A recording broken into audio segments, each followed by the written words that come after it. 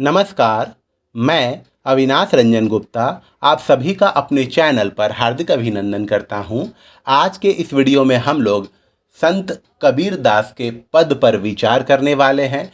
इस वीडियो में हम लोग कुल 2 पदों पर विचार करेंगे। पहला पद है अरे इन दोहुन राह न पाई, राह होए जाई। और दूसरा पद है बालम आओ हमारे गेहरे, जीव जाए रे। और ये पद आपको सीबीएसई की कक्षा 11वीं के हिंदी ऐच्छिक पाठ्यक्रम में प्राप्त होगी। तो हम लोग शुरू करते हैं इस वीडियो को। देखिए, कबीर के पद एक विस्तृत अध्ययन से जुड़े यहाँ कुछ बिंदु दिए गए हैं जिन पर हम एक एक करके विचार करेंगे। सबसे पहले हम लोग ये देख लेते हैं कि इस पाठ के स्मरणीय बिंदु क्या क्या हैं, अर्थात इस पाठ को पढ़ने के बाद लर्निंग आउटकम्स क्या क्या निकलेंगे। तो देखिए, छात्र कबीर के जीवन से परिचित हो सकेंगे, कुरीतियों के बारे में जान सकेंगे, अर्थात कुछ ऐसे ट्रेडिशन, कुछ ऐसे नीति नियम जो समाज के लिए अब उपयुक्त नहीं है या समाज के लिए सदा सदा से खराब रहे हैं, उनके बारे में जान सकेंगे। सच्चाई से अवगत हो सकेंगे। देखिए, बहुत सारी चीज़ें ऐसी होती हैं जो सच तो होती हैं लेकिन झूठ के आवरण से ढकी होने के कारण वो आँखों को स्पष्ट रूप से दिखाई नहीं पड़ता। इसमें हम लोग सच्चाई को रूबरू देखेंगे, व्याख्या करना सीखेंगे, अर्थात हम लोग पद की व्याख्या कैसे करेंगे इसकी जानकारी भी प्राप्त करेंगे। विविध शब्दों के प्रयोग एवं अर्थ जान सकेंगे। कहने का अर्थ यह हुआ कि इस पद में हम लोग कुछ ऐसे शब्दों के सामने आएंगे जिससे हमारी वोकेबुलरी एनरिच होगी। तत्कालीन समाज का अनुभव प्राप्त कर सकेंगे, अर्थात कबीर के पद को पढ़ने के दौरान हम लोग कबीर के समय में चले जाएंगे और उस समय की सामाजिक व्यवस्था के बारे में ज्ञान प्राप्त कर सकेंगे। अन्य विविध जानकारियां भी प्राप्त करेंगे। अब हम लोग आ जाते हैं दूसरे बिंदु पर, जो है पद्धति। लेकिन पद्धति से आने से पहले हम लोग यहाँ पर संत कबीर दास के व्यक्तित्व और कृतित्व की जानकारी प्राप्त कर लेते हैं। देखिए, प्रसिद्ध कवि कबीर का जन्म सन 1398 में काशी में हुआ था। ऐसा माना जाता है कि स्वामी रामानंद के अनुयायी थे, फॉलोअर थे। कबीर ने अपनी रचनाओं में स्वयं को जुलाहा, जुलाहा अर्थात वेवर जो कपड़े बुनता है, और काशी का रहने वाला कहा है। जीवन के आखिरी समय में वे मगहर प्रस्थान कर गए और वहीं अपने प्राण त्यागे। इसके पीछे, अर्थात मगहर जाने के पीछे की कथा यह है, उस समय ये धारणा प्रचलित थी कि जो काशी में अपने प्राण त्यागेगा वो बैकुंठ प्राप्त करेगा, अर्थात स्वर्ग को प्राप्त होगा, और जो मगहर में अपने प्राण त्यागेगा वो नरक को प्राप्त होगा। और इसी कॉन्सेप्ट को फॉल्सिफाई करने के लिए जीवन के अंतिम क्षणों में कबीर जी मगहर चले गए थे। इनकी शिक्षा की बात करें तो कबीर विधिवत शिक्षित नहीं थे। उन्होंने कहा भी है, मसी कागद छुयो नहीं, कलम गही नहीं हाथ, अर्थात ये कहते हैं कि मैंने मसी अर्थात इंक, कागज छुआ भी नहीं है, कलम को तो मैंने हाथ से पकड़ा भी नहीं है। लेकिन वे शुरू से ही संतों और फकीरों की संगति में रहे थे, इसलिए उनके पास उच्च कोटि के ज्ञान के अलावा मौलिक चिंतन की विलक्षण प्रतिभा विद्यमान थी। अब हम लोग देखते हैं समता भाव, अर्थात सेंस ऑफ इक्वालिटी इनमें बहुत थी। उनके काव्य में धर्म की कुरीतियों का विरोध है और राम रहीम की एकता की स्थापना का प्रयत्न भी। उन्होंने जातिगत और धार्मिक पक्षपात का अनेकों बार खंडन किया है। वह प्रत्येक प्रकार के भेदभाव से मुक्त मानव की मानवता को जगाने की कोशिश करते हैं। अब आ जाते हैं हम लोग भाषा पर। कबीर के काव्य की भाषा में जन भाषा की सहजता के साथ साथ भावों का सागर भी है। उनकी सधुक्कड़ी शैली में बोलचाल की अवधि, पूर्वी हिंदी, ब्रज, पंजाबी तथा राजस्थानी इत्यादि बोलचाल की भाषाओं के शब्दों का प्रचुर मात्रा में प्रयोग है। इसलिए इनकी भाषा को पंचमेल खिचड़ी भाषा कहा जाता है। अब आते हैं हम लोग काव्यगत विशेषताओं पर। देखिए, कबीर के काव्य में गुरु के प्रति आस्था, ईश्वर प्रेम, ज्ञान तथा वैराग्य, सत्संग और साधु महिमा, आत्मबोध और जगत बोध की अभिव्यक्ति है। उनका काव्य अनुभव के कठोर धरातल पर टिका होने के कारण विश्वसनीय और प्रामाणिक है। उनकी काव्य भाषा में दार्शनिक चिंतन को सरल रूप में प्रस्तुत करने की शक्ति है। और अब हम लोग आ जाते हैं उनकी रचनाओं पर। देखिए, कबीर ने मौलिक रूप से साखी, शबद और रामायणी रचे। उनकी प्रमुख रचनाएं कबीर ग्रंथावली में संग्रहित हैं, किंतु कबीर पंथ में बीजक का सर्वाधिक महत्व है। बीजक इन्हीं की रचना है। कबीर की कुछ रचनाएं गुरु ग्रंथ साहब में भी संकलित है। यहाँ एक कॉमन सा सवाल आपके दिमाग में आ सकता है कि जब ये पढ़े लिखे थे ही नहीं, इन्हें लिखना भी नहीं आता था, तो इन्होंने इतने काव्यों की रचना की तो की कैसे? तो इसका सरल अर्थ और सरल उत्तर यह है कि ये केवल बोलते जाते थे और इनके शिष्य उनको कलमबद्ध या लिपिबद्ध करते जाते थे, और इस तरीके से इनके नाम पर 3-4 ग्रंथों की सृष्टि हो गई। अब हम लोग आते हैं व्याख्या करने की सही पद्धति को जानने के ऊपर। देखिए, व्याख्या की जो सही पद्धति है उसे हम लोग इस तरीके से करें तो सही होगा। व्याख्या को 5 सोपानों में लिखने से ही वह व्याख्या साहित्यिक दृष्टि से सटीक साबित होती है। पहले अवतरण, फिर संदर्भ, फिर प्रसंग, फिर व्याख्या और उसके बाद साहित्यिक सौंदर्य। हम लोग इससे थोड़ा सा डिटेल में देख लेते हैं। अवतरण अर्थात कहाँ से कहाँ तक की व्याख्या करनी है, उसे हम लोग अवतरण कहते हैं। और संदर्भ में कवि, कविता का नाम, ग्रंथ का नाम और कवि की विशेषता आदि के बारे में बताते हैं। प्रसंग में कौन कह रहा है, क्या कह रहा है, क्यों कह रहा है इत्यादि प्रश्नों के उत्तर या दूसरे शब्दों में पूर्व में हुई घटना का संक्षिप्त विवरण प्रस्तुत करते हैं। व्याख्या में कविता का भाव अपने शब्दों में स्पष्ट करते हैं और विशेष में साहित्यिक सौंदर्य अर्थात जिस अवतरण की हम लोगों ने सप्रसंग व्याख्या की उसमें भाषा कितनी सुंदर है, रस, छंद, अलंकार, गुण या दोष आदि को भी हम लोग स्पष्ट करते हैं। ये है व्याख्या की सबसे उत्तम विधि या सबसे उत्तम पद्धति।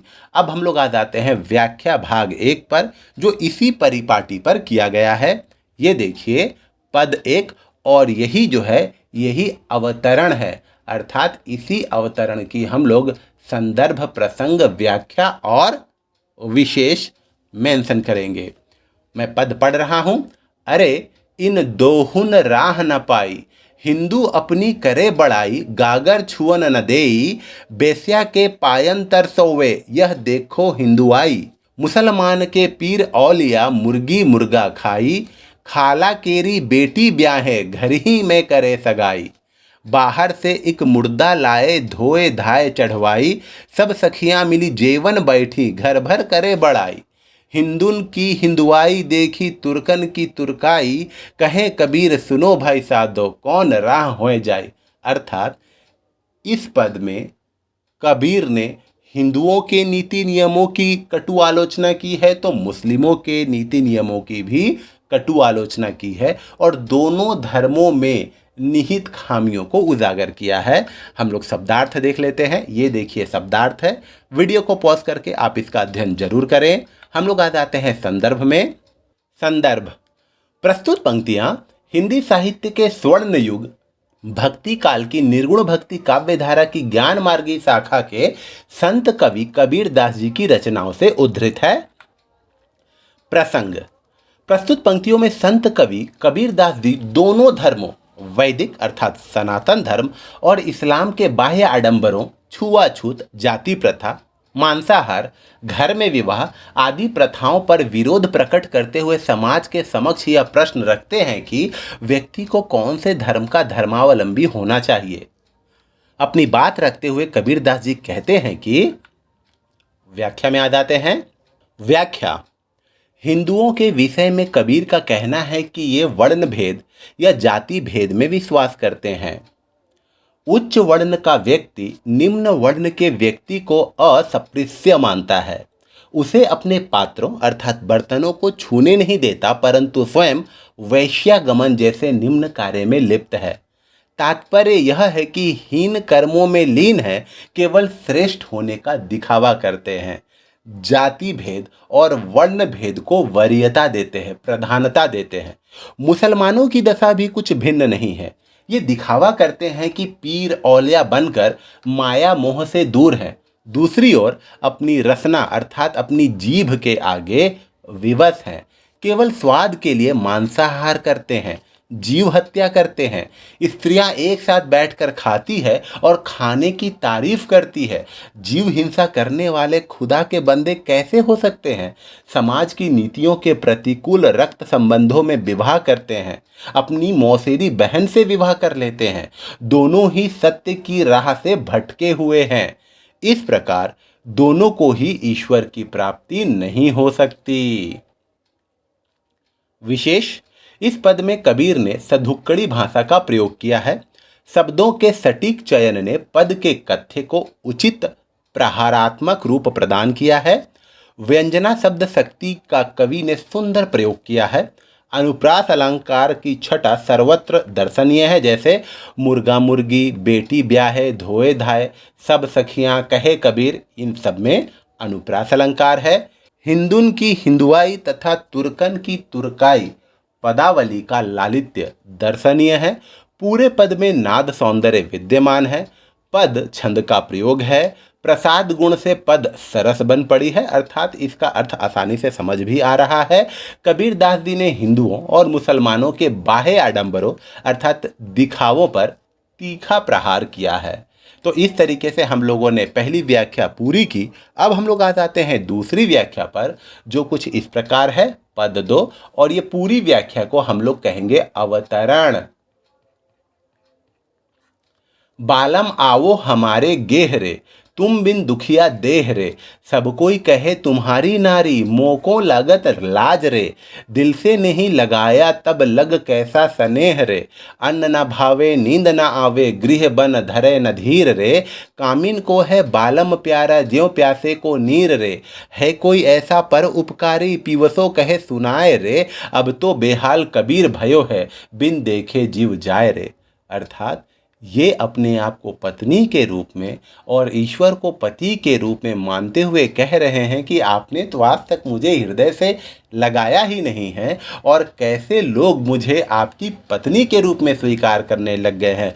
मुझे तो ना अन्न अच्छा लग रहा है, ना नींद अच्छा लग रहा है, ना मुझे घर में अच्छा लगता है, ना जंगल में अच्छा लगता है। जिस प्रकार पत्नी को अपना पति प्यारा होता है, जिस प्रकार प्यासे को केवल पानी प्यारा होता है, वैसे ही मुझे केवल आप प्यारे हैं।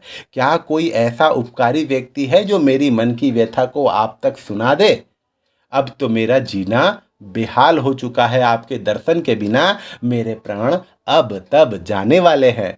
देखिए, कठिन शब्दों के अर्थ यहाँ हैं। वीडियो को पॉज करके आप जरूर अध्ययन करें। हम लोग आ जाते हैं संदर्भ पर। प्रस्तुत पंक्तियां हिंदी साहित्य इतिहास के स्वर्ण युग भक्ति काल के निर्गुण भक्ति काव्य धारा के ज्ञान मार्गी शाखा के संत कवि कबीर दास द्वारा रचित बीजक से उद्धृत है। कबीर दास जी के इस पद का संपादन श्री पारसनाथ तिवारी जी ने कबीर वाणी में किया है। प्रसंग, कबीर दास जी ने स्वयं को पत्नी और ईश्वर को पति के रूप में वर्णित किया है। भक्त पत्नी ईश्वर पति की विरह में व्याकुल है और उनसे मिलने का आग्रह करते हुए कहती है कि कबीर, ये व्याख्या है, कबीर परमात्मा से प्रार्थना करते हुए कहते हैं कि हे प्रियतम, मेरे घर में आ जाओ।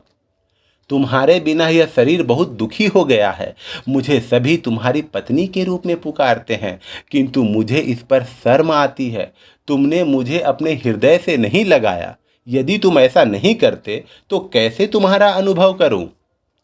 तुम्हारे बिना कुछ भी खाना बेकार लगता है तथा मुझे नींद भी नहीं आती। घर वन कहीं भी मेरा हृदय धैर्य धारण नहीं कर पाता। पत्नी को अपना पति उतना ही प्यारा होता है जितना प्यासे व्यक्ति को पानी। उसी प्रकार कबीर की आत्मा भी परमात्मा से मिलन के लिए अत्यधिक व्याकुल हो उठी है। कवि कहते हैं कि क्या कोई ऐसा परोपकारी है जो मेरे प्रियतम से मेरी विरह वेदना का हाल कह सुनाएगा। अब तो प्रिय के वियोग में कवि कबीर का बुरा हाल है। तो ये थी इसकी व्याख्या। अब हम लोग आ जाते हैं विशेष पर। ज्यों प्यासे को नीर में उत्प्रेक्षा अलंकार है। पद में नाद सौंदर्य सराहनीय है। भाषा सधुक्कड़ी अर्थात पंचमेल खिचड़ी है। रस में हम लोग देखेंगे तो श्रृंगार रस के वियोग श्रृंगार का वर्णन है यहाँ पर। छंद पद है। दुखिया देह लागत लाज में अनुप्रास अलंकार है। कामिन को है, ये जो पंक्ति है इसमें दृष्टांत अर्थात उदाहरण अलंकार है। शब्द शक्ति लक्षणा का प्रयोग किया गया है। संत कवियों के यहाँ परमात्मा ईश्वर रूप में है। वे भक्त ईश्वर को प्राप्त करने के लिए पति रूप में आह्वान करते हैं। तो इस तरीके से हम लोगों ने कबीर के दूसरे पद का भी विस्तृत अध्ययन कर लिया। अब हम लोग आ जाते हैं कुछ प्रश्नोत्तर पर। देखिए, पहला प्रश्न है, अरे इन दोहुन राह ना पाई से कबीर का क्या आशय है? वे किस राह की बात कर रहे हैं? अरे इन दोहुन राह ना पाई से कबीर का आशय है कि हिंदू और मुसलमान दोनों ने उचित मार्ग नहीं अपनाया है। ये दोनों धर्म कुरीतियों में ही उलझे हुए हैं। कबीर ने उस राह की ओर संकेत किया है जिस पर चलते हुए मनुष्य ईश्वर को प्राप्त कर सकता है। वह राह आपसी सद्भावना और सदाचार से ही पाई जा सकती है। इस देश में अनेक धर्म, जाति, मजहब और संप्रदाय के लोग रहते थे, किंतु कबीर हिंदू और मुसलमान की ही बात क्यों करते हैं? देखिए, इस देश में अनेक जाति, धर्म, मजहब, संप्रदाय के लोग रहते थे, रहते हैं और रहते रहेंगे, किंतु कबीर हिंदू और मुसलमानों की ही बात किया करते थे, क्योंकि एक तो देश में इन दोनों धर्मों को मानने वालों की संख्या सबसे अधिक है। दूसरा, इन्हीं दोनों धर्मों के बीच सबसे अधिक लड़ाइयाँ या सबसे अधिक अंधविश्वास फैला हुआ है। हिंदुन की हिंदुआई देखी, तुर्कन की तुर्काई के माध्यम से कबीर क्या कहना चाहते हैं? वे उनकी किन विशेषताओं की बात करते हैं? देखिए, हिंदुन की हिंदुआई देखी, तुर्कन की तुर्काई के माध्यम से कबीर कहना चाहते हैं कि हमने दोनों धर्मों में व्याप्त कुरीतियों को भली भांति देख लिया है, परंतु फिर भी ये अपने को श्रेष्ठ कहते हैं, श्रेष्ठ मानते हैं। कबीर हिंदुओं के लिए कहते हैं कि हिंदू लोग अपने को श्रेष्ठ कहते हैं और छुआछूत की भावना के कारण ब्राह्मण लोग अपने को उच्च मानते हैं तथा दलितों को वो निम्न मानने लगे हैं। मुसलमान मुर्गे मुर्गियां खाते हैं, आपसी पारिवारिक विवाह कर लेते हैं और साथ ही साथ अपने आप को मोह माया से मुक्त मानते हैं। कौन राह होए जाई का प्रश्न कबीर के सामने भी था। क्या इस तरह का प्रश्न आज समाज में मौजूद है? उदाहरण सहित स्पष्ट कीजिए। देखिए, कौन राह होए जाई का प्रश्न कबीर के सामने भी था और इस तरह का प्रश्न आज के समाज में भी मौजूद है। आज भी लोग कुरीतियों तथा आडंबरों के चक्कर में फंसकर सही मार्ग को नहीं चुन पा रहे हैं। वे बाहरी ढोंग दिखावे के कारण सत्य के मार्ग से भटके हुए हैं। उदाहरण के तौर पर अगर हम लोग आज देखें तो लोग सच्चे ईश्वर में विश्वास ना कर विभिन्न धर्मों कर्मों में विश्वास करते हैं। मानव सेवा ही माधव सेवा है, इससे दूर वो मूर्तियों की पूजा करने में संलग्न है। बालम आओ हमारे गहरे में कवि किसका आह्वान कर रहा है और क्यों?